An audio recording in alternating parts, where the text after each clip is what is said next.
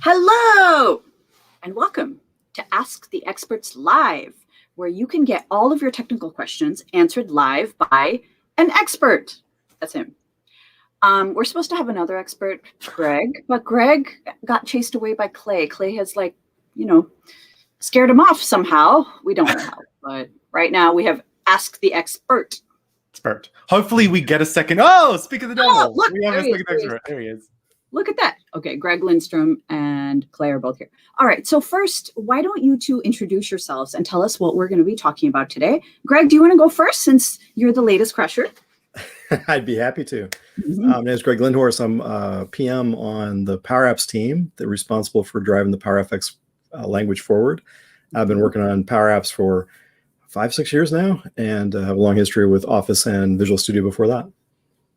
Fantastic. So you've been with Power Apps since legitimately day zero, before day zero. Yeah, before we went GA. Yeah, for a while. Amazing. So that's fantastic because you actually know where all of the horrible bodies are buried. So everyone, I do, and where all the skeletons are, all of them. Love it. It's so good. And Clay, tell us about you. Hi, everyone. My name's Clay Wesener. I lead the Power Apps Studio. So basically, that's anything maker related that you would use to build a Canvas app, model-driven app, creating entities, AI builder, basically anything a maker would do, including PowerFX. I love it. So PowerFX is the new hotness. It was a big announcement at Microsoft Ignite a few weeks ago. Was it last week? I don't even know. But everyone was up in a buzz about it. Like, oh, the cool little language in the little box in Excel, we can use it in other places. That's amazing. So tell us just a quick recap. What can we do with it now? Because I know you have huge, ambitious goals, humongous goals. But right now, today, when people, hang up this chat, what can they go and do? Yeah. So, I mean, the first thing to kind of remember is, well, obviously we did make a big announcement and we talked about we're expanding it to be the unified logic language for all of the Power Platform and open source and all these great announcements. One of the things we tried to reiterate and remind people as well is that PowerFX is now the name of the language that is already used in Power Apps today. So if you're already familiar with building Power Apps, awesome, you are a PowerFX expert straight off the bat the day we announced it, basically. And so really the announcement in our plans is more about how we expand it, you know what I mean, and how we make it more consistent across the platform. But today someone can go to powerapps.com, start creating an app, and they will be using PowerFX. So you mentioned some very, very exciting words in here. So we are open sourcing it. It's going to be free, etc. So this is enterprise software. Enterprise software is, not usually open source, nor is it free. So can you tell us about why did you choose to open source this thing that's been around for, 35 years now? And what was the process like to even go through the process of going through the process, and what this means for the language? Greg, do you want to take that one? Sure. So the language, all programming languages, all the major ones are all open sourced. It used to be a day where they might have been proprietary, but Python, C#, TypeScript, JavaScript, they're all open source at this point. And that's really needed. You really need that involvement from a very large group of people that are invested and passionate about the language to bring ideas and issues and insights and improvements themselves to what the language is. And that's what we're trying to tap into. The broader the language goes, the more products that use it throughout the industry, the more leverage we get from people learning it in one place and being able to apply it in another place, which is exactly the kind of leverage we're trying to get across the Power Platform. So it's good all around for it to be open source. And since we made the announcement, people have been jumping on the GitHub repo that we have to even talk about just the docs, even give us issues and insights and ideas for what the docs should do, because the only part we've currently released. The engagement's been amazing, and we're super excited to build on that and have everybody so interested in applying this to their particular solution space. I love that. By the way, hopefully everyone saw the URL for the GitHub repo here.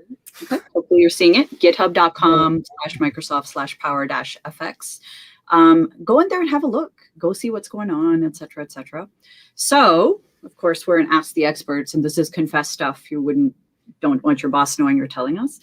When is this open source thing going to be available outside of just the box? Clay?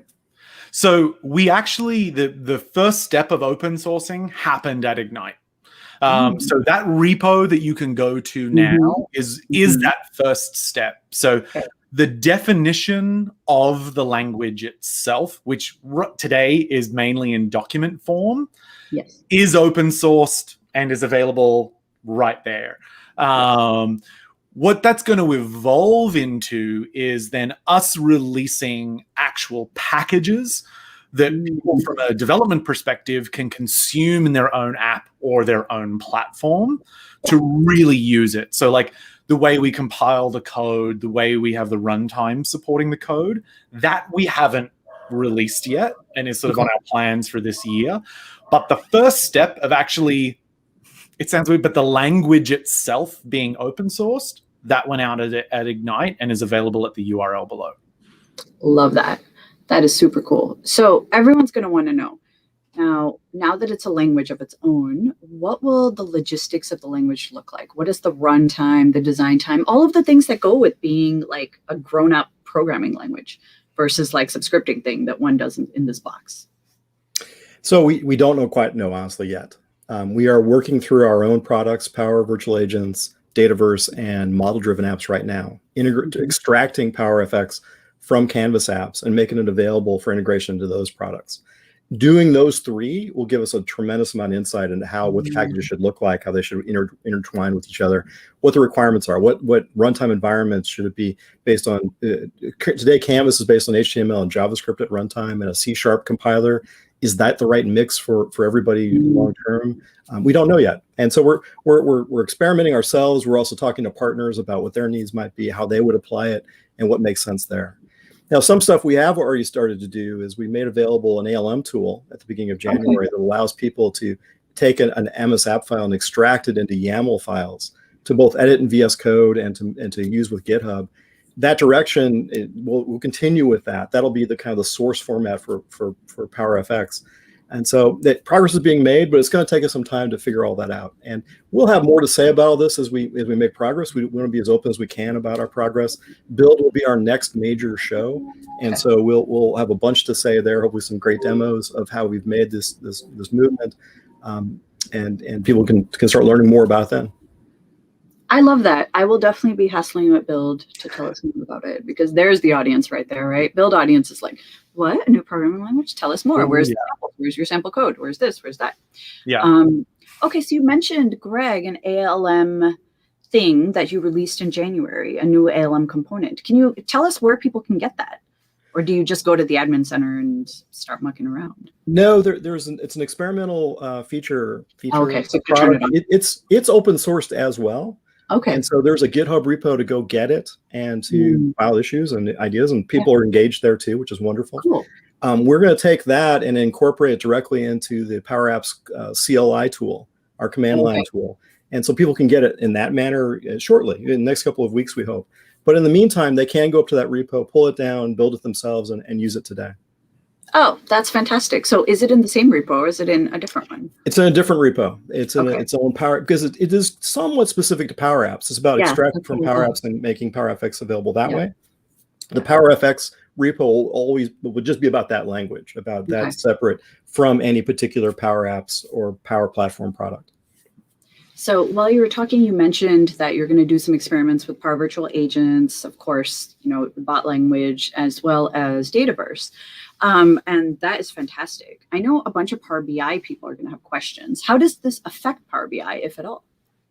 Clay? Yeah, so in the short term, no impact. And that's really because we are looking at PowerFX as very much a logic language. Yes. And things like M and DAX that are heavily used in Power BI are really around that data manipulation, ETL, which is not really what PowerFX is focused on.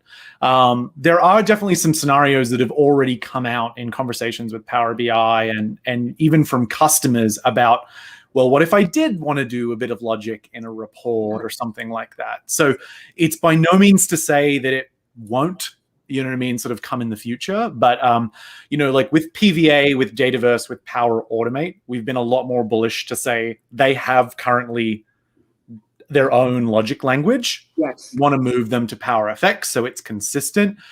Power BI has M and DAX, which is very bespoke to working with data.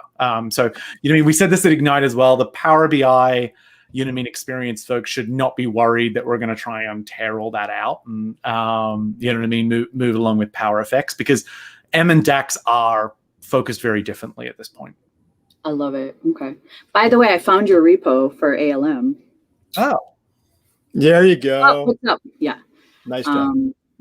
Yeah, I know. You thought we couldn't find it. We can find it. Yeah. Everyone take note. People are already participating. So go in there, have a look, read up. My favorite way to learn about open source stuff is just go read the documentation, understand, install the thing, muck with it, make changes to documentation, and then really see what we can build with it. So definitely check it out.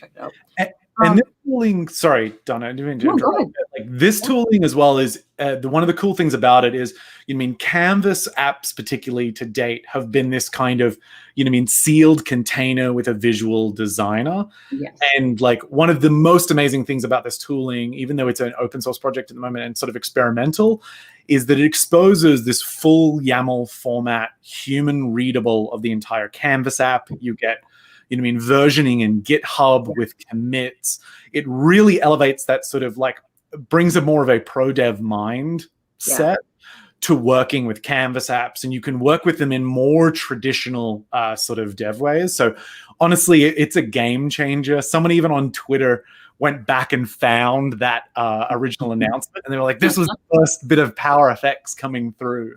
And it was, it's a really big step. So we're going to continue to innovate and grow on it. But anyone that sort of, likes source code, version controlled, VS Code, those types of things, it's definitely worth checking out. I love that. So there is another category of people who are ardent automation fans, our Power Automate folks. And there, of course, everyone is asking, when does it come to Power Automate and how? Do we have any info or insight on that? So we haven't looked a timeline for it yet, just being completely transparent. But mainly because obviously it has a very established language that it uses today. And just like when we do with anything else, anything in production, we don't want to come in and just disrupt people sort of by yanking it out. So it is part of our public roadmap. We announced it at Ignite that PowerFX will come to both cloud and desktop flows. So it will go everywhere in Power Automate. But we did call that out as a bit of our roadmap. And so really the conversations that we're kicking off now is what's the right staged way to do that? How do we do conversion? How do we do side by side of the existing language and PowerFX? And really do it in the right way that, the makers can continue to use it. We're not breaking anyone. So definitely part of the plan. We just want to be cautious about it and do it in the right way. I love it. So is there a docs page that people can read up on or a blog post or something like that? I know there's a blog post. Let's see if we can find it. It was like the big announcement there you go. So the low code language blog post, it was like Ryan Cunningham's blog post and like, what is FX? Why are we doing this, et cetera, et cetera. So would you recommend to people that they start with getting like the big picture with the blog post and then diving to docs, then to the GitHub? Or... Yeah, I think that ought to make sense. And so this blog post here, as you said, Ryan, it very much talks about the high level framing of PowerFX. Greg then also has a technical blog, which is linked on this one as well. And Greg, it might be good telling people a little bit about what's in that, but that double clicks a little bit for us. Right. You guys might be able to bring the banner up for that one as well. That one, Ryan's does a great job of framing the strategic direction we're taking, why we're doing the open source, how it's going to roll out in different products. I followed it up with what a blog post on just what is PowerFX? What is this? How is this thing special relative to other programming languages? How does it add to the conversation? And it goes into our leverage of Excel concepts, and the ability to leverage Excel knowledge is a key ingredient of what we're trying to accomplish. People shouldn't have to learn about some new programming language, some new concepts, if we can leverage the same ones they already know. There are hundreds of millions of Excel people that write formulas every day. It's so much easier to tap into that existing knowledge than to teach them something new. And that's exactly what we're trying to do. But we go beyond that. We take Excel concepts, apply them to logic of objects and data, and write back of things. Excel never doesn't have buttons directly on the surface. You can't write a formula that says when a button clicks in Excel, go do some things. But PowerFX does. It adds imperative logic to the pure data flow world that Excel currently enjoys. And the pure declarative data flow is wonderful, but it can't do everything an app can do. And that's where we needed to expand and extend it. But that's where we judiciously try to add just the smallest number of concepts we can to something that people already know, so that they can get started easily and they don't have to learn anything super new and big and bold. They can incrementally get there. And so the blog post goes into those things that we've added in there as well. It also touches on how to low code versus pro code. Low code, when we say that, there's a lot of things that we do on your behalf, like asynchronous calls, dealing with concurrency, dealing with being strongly typed. There's no dynamic typing in the language intentionally. So there's a lot of elements that we've really carefully thought about.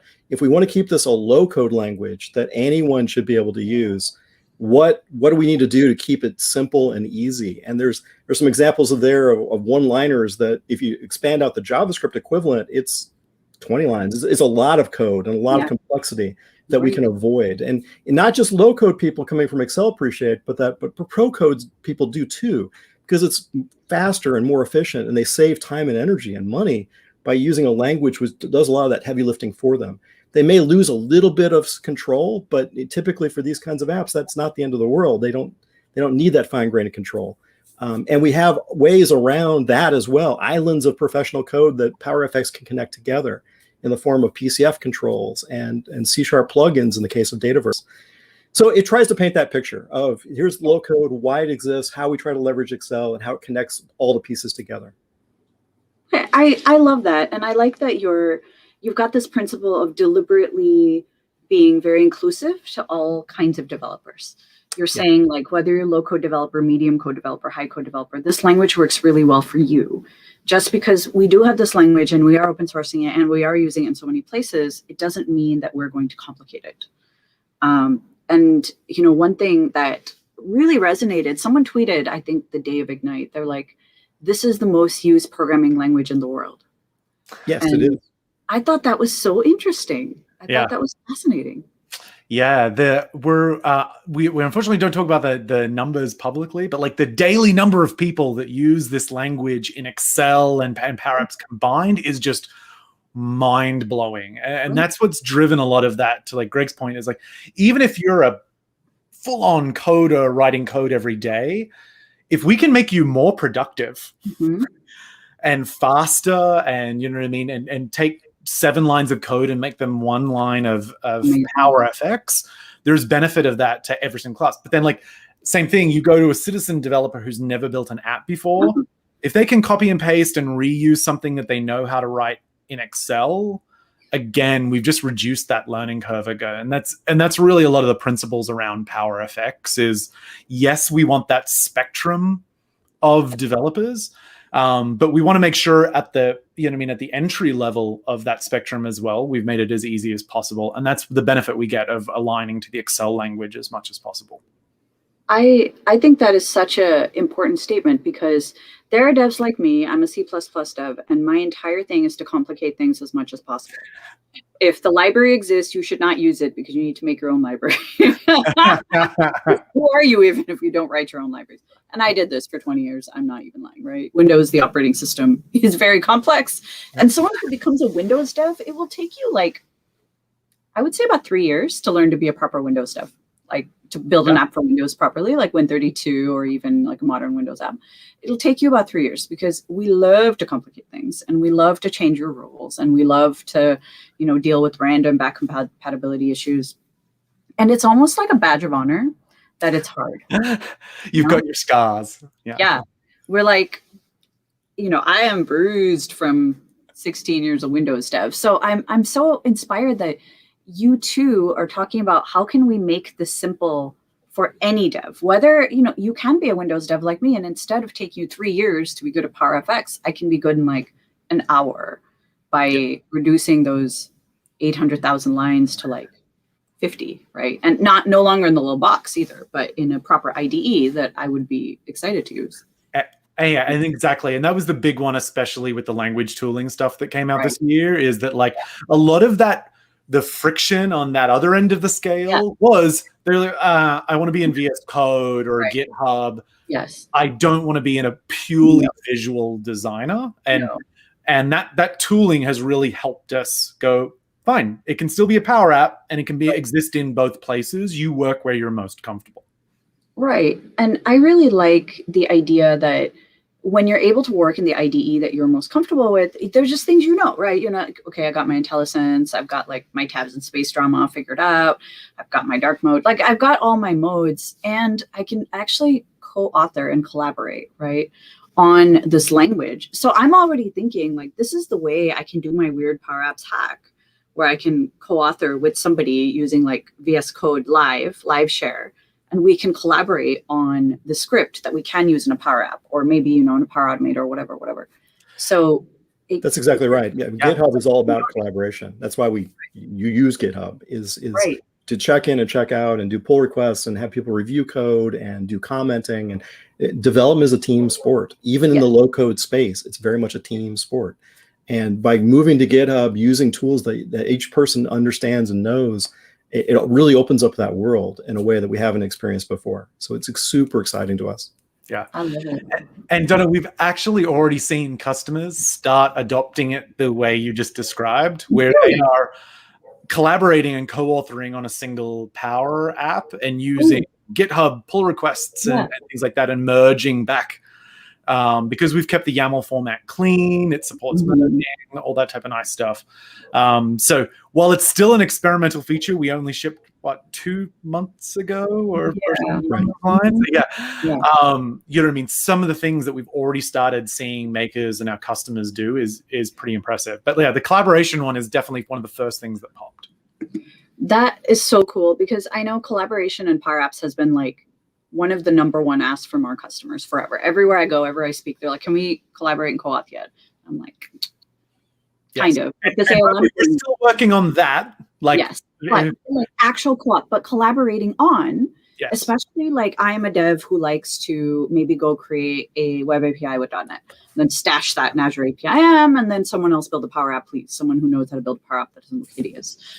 Then you can actually collaborate in GitHub. Right. And you can actually collaborate using your ALM tool. And exactly. So there's a question for Greg from the audience. And the question is, if someone is just getting started with the Power Platform, would you suggest to learn Power FX right away, or are there some prerequisites?